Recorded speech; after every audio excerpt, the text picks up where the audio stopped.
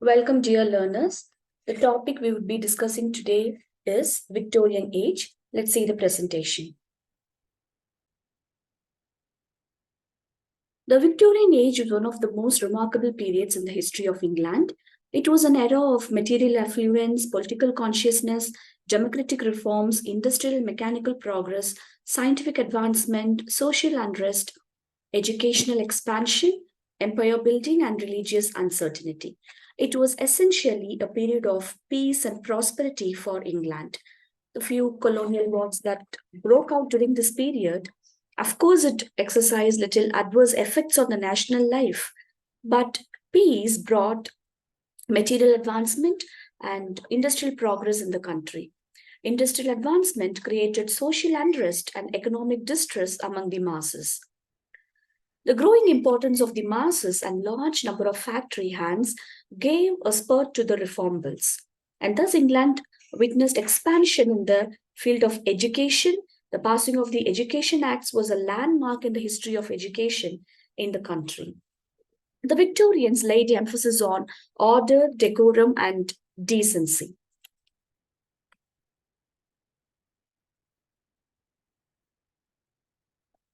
The Victorian period refers to the reign of Queen Victoria, which lasted from 1837 to 1901.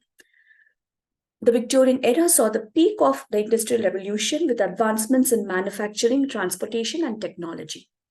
The upper class, composed of aristocrats and the wealthy elite, held the most power and influence. Victorian society emphasized concepts such as respectability, modesty, and proper behavior. Women were expected to be virtuous, modest, and primarily focused on their roles as wives and mothers.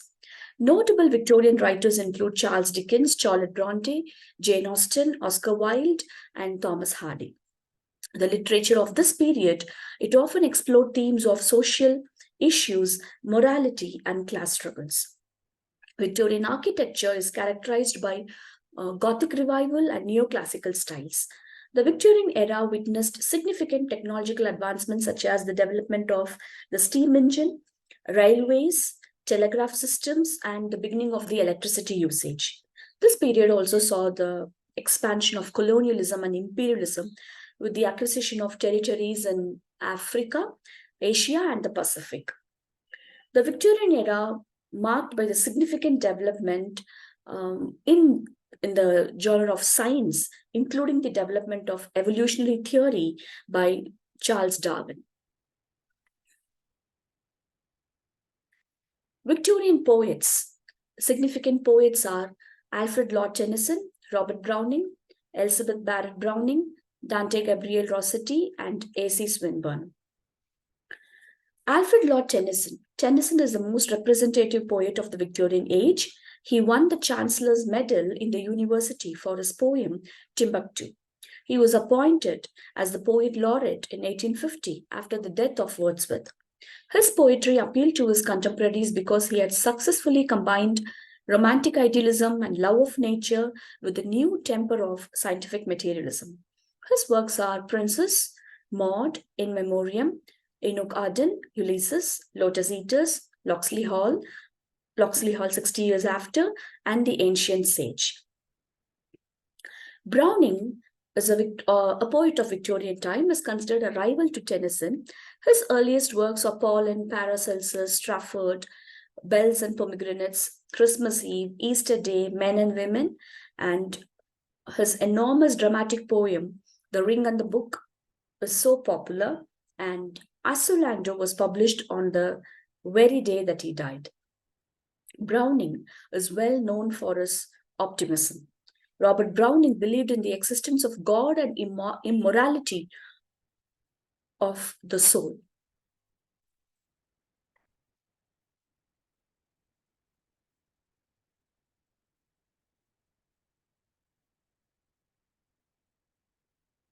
Robert Browning believed in the existence of God and immortality of the soul. According to him, man must fight against others.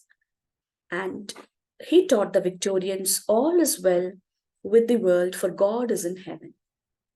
But Robert Browning is a difficult poet to understand because its poetry appears to be obscure and formless.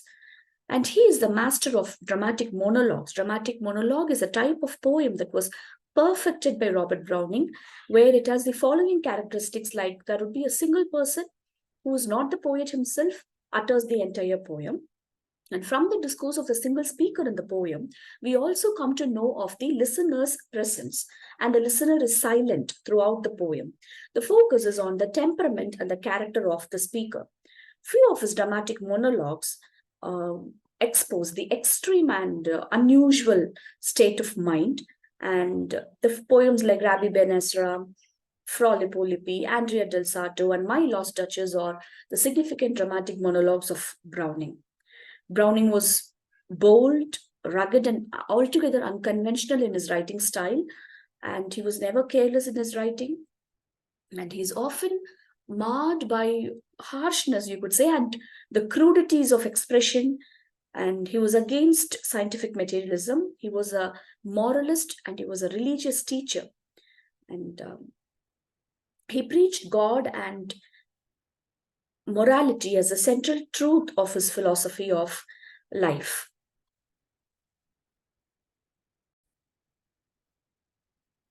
Among the minor poets of the Victorian age, we have Elizabeth Barrett, who was Mrs. Browning. She occupies perhaps the highest place in popular favor. And especially Mrs. Browning's Sonnets from the Portuguese is a noble and inspiring book of love poems.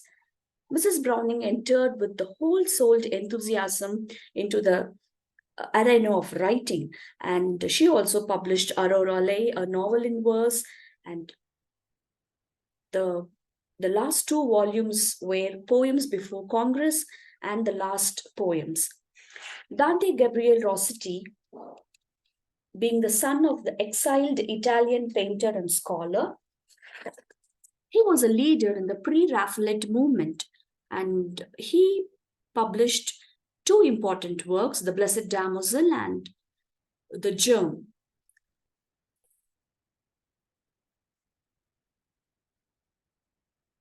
Next, we have A.C. Swinburne, who is the last of the Victorian poets, as an artist in technique, having perfect command of all old English verse forms and a remarkable faculty for inventing new. He seems at the present time to rank among the best in our literature. His Atlanta and Calydon, a beautiful lyric drama modeled on Greek tragedy, is generally regarded as his masterpiece.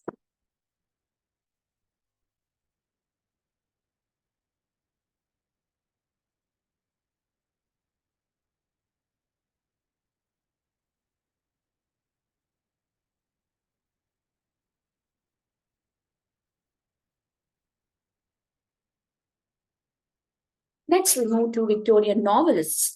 We have Charles Dickens first. Charles Dickens, you could find all of his works, it concentrates on extreme sensibility and excessive imagination. An interesting suggestion comes to us from the critics saying that Dickens' novels has the first, the innocent little child like Oliver, Joe, Paul, Tiny Tim, Little Nell, appealing powerfully to the child love in every human heart. And second, we have the horrible portrayal like Squares, Bill Skies. And third, humorous fellows like Nicaber, Samwell. And fourth, a tenderly or a powerful drawn figure like Sidney Carton of A Tale of Two Cities. Dickens' serious purpose was to make the novel the instrument of morality and justice. And in almost every house, he is a welcome guest, a personal friend, because he emphasized the fact that it is an excellent world, and due to thoughtlessness and a little human sympathy, sometimes the age is overburdened with social problems. Next comes William Makepeace Thackeray. He is a gentleman of the period where he's known for his scholarly nature and extraordinary knowledge of the 18th century literature. And he reproduces in detail where he is realistic, reflecting not the pride and pomp of war, which are largely delusions, but it's brutality and barbarism. And he also talks about petty jealousies and selfish ambitions in his work. And the plot of the story is very slight, but perfectly suited to the novelist's purpose. Vanity Fair is the best known of Thackeray's novels. It was his first great work, and it was intended to express his own views of the social life about him. And he tried to protest against the overdrawn heroes of popular novels. Two other novels like Newcomes and The Virginians complete the list of Thackeray's great works of fiction. He's also known as an essayist too. And next we have Mary Ann Evans, George Eliot. Her novels especially seem, or it aims definitely at moral instruction. And George Eliot's works can be divided into three groups. And the second group, Scenes of Clerical Life, Adam Bede, Mill on the Floss. These novels, it talks about the author's own life and experience. Their scenes are laid in the country. And the general character of these novels is, we could term it in the theory of psychological realism, where George Eliot is not content until she minutely explained the motives of her characters and the moral lesson to be learned from them. And George Eliot's first stories are in some respects her best, though her literary power increases during a second period. And Romola as the general, more moral theme as the English novels, but the scenes are entirely different. And thus, it is a work of great moral study and a very interesting book, we could say.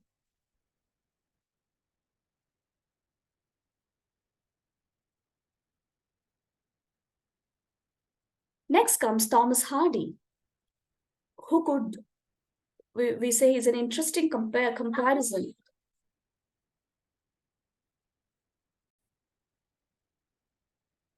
Next, we see about Thomas Hardy, who was direct and simple, and he aimed at realism in all things. Hardy makes man an insignificant part of the world, struggling against powers greater than himself, and sometimes against systems which he cannot reach or influence. He is therefore hardly a realist, but rather a man blinded by pessimism. His works are generally powerful and sometimes fascinating, but not pleasant or wholesome reading. Let it be Far from the Madding Crowd or Under the Greenwood Tree, A Pair of Blue Eyes, Return of the Native, Tess of the D'Urbervilles, Jude the Obscure. It talks about the gloomy philosophy of Thomas Hardy. Robert Louis Stevenson, he is a brave, cheery, wholesome spirit who talked about the interesting novels where they could also be compared to the romanticism of Walter Scott. His novels, it had a definite purpose, I could say, and it aimed not only to represent life, but to correct it, to offer a solution to pressing moral and social problems. He had written much better work earlier, but he became popular by the publication of Treasure Island and Dr. Jekyll and Mr. Hyde, Kidnapped, and his works, he gives the impression of a man at play rather than at work. The reader soon is, shares the happy spirit of the author. Because of his beautiful personality and because of the love and admiration he awakened for himself in the multitudes of readers, we are naturally inclined to exaggerate his importance as a writer.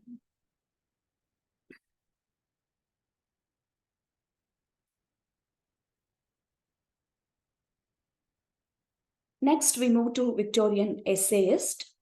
The greatest figure in the general prose literature of this age is Thomas Carlyle. John Ruskin is entitled to rank next after Thomas Carlyle, and we also have Macaulay. And Arnold's prose deals with life and literature. We also have W.H. Pater and John Henry Newman, knowing for their works in prose. Thomas Carlyle, he is a Scottish philosopher, historian, essayist, and a social commentator. His notable work is The French Revolution, a History, which was published in 1837. And this book examines the causes and consequences of the French Revolution and reflects Carlyle's belief in the importance of heroic leadership in shaping historical events. He emphasized the role of great individuals or heroes in shaping the course of history, a concept known as hero worship. Next comes John Ruskin, who is a second important prose writer of the Victorian period, known for his style, his originality, his influence on art, and the beauty of his style.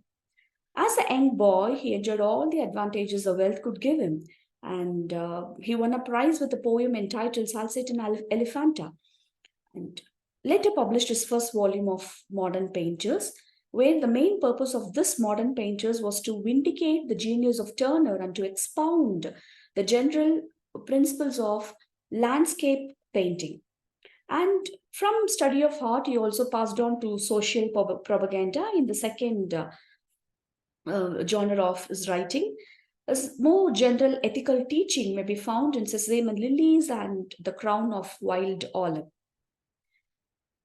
Ruskin's works fall into two divisions, as we already discussed. One is his writings on art, and the other one is writings on social and economic questions. As a writer, Ruskin is whimsical and capricious. His temper is dogmatic and his manner petulant. He applied the principles of Christianity directly to the practical business of life, and he laid in emphasis on the need of constant, direct first hand of nature. Next comes Matthew Arnold, who was a professor of poetry at Oxford, and he's also the son of the famous headmaster of rugby school, Dr. Thomas Arnold. His prose falls into two divisions, that one deals with literature and the other with life. Two volumes of essays and criticism, mixed essays, Oxford lectures on Homer, or few of his works. He was mainly concerned with the moral values of the writers. He was neither profound nor systematic, and even on translating Homer, Arnold spoke of the grand style. And he wanted to devote his time to enlarge the mental and the moral horizon of the English society. Culture and Anarchy, Friendship's Garland, Dogma and God were a few of the things which he talks about, and he believes that culture directs the people to a good life. We move to Victorian drama and we stick with George Bernard Shaw, who's considered next to Shakespeare in drama of English literature. He is the creator of drama of ideas and drama of social criticism, and he used the stage to perform the society. The early plays of Shaw were not successful, but his best known plays are Widowers' Houses, Man and Superman, Major Barbara, Back to Methuselah, St. John, Heartbreak House, The Apple Cart, Pygmalion, and Arms and the Man. Shaw started writing dealing with social and political problems, and hence his drama or his plays are called drama of ideas or problem plays, where he talked about the problems of reality like housing conditions, religion, finance, and prostitution. All the characters of George Bernard Shaw, they act as the mouthpiece of Shaw's own political and social thoughts. All his characters are equally intelligent and they're full of thoughts and high ideas. And Shaw presents a combination of, you could say, lively wit and common sense in his plays. And his plays are full of witty dialogues too. He expresses his views of the abuse and of the social order. The theme of all his plays is life force. And his plays still survive only because of their theatrical qualities, and he was awarded the Nobel Prize in 1925 for his extraordinary contribution to literature.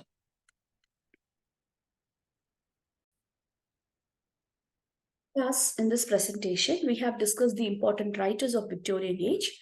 Meet you in the next session. Thank you.